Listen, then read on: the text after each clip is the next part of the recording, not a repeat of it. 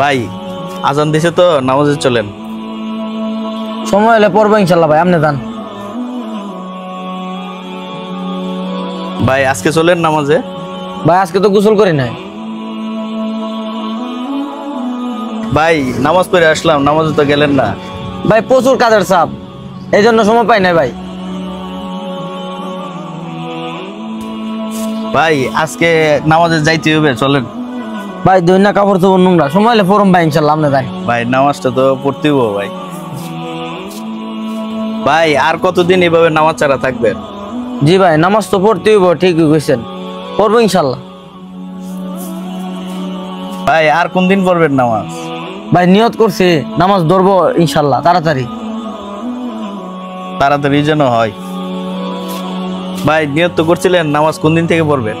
আগামীকাল থেকে পড়বো ইনশাল্লাহ ভাই, আপনি যান, আগামীকাল থেকে যাবো ইনশাল্লাহ। ঠিক আছে।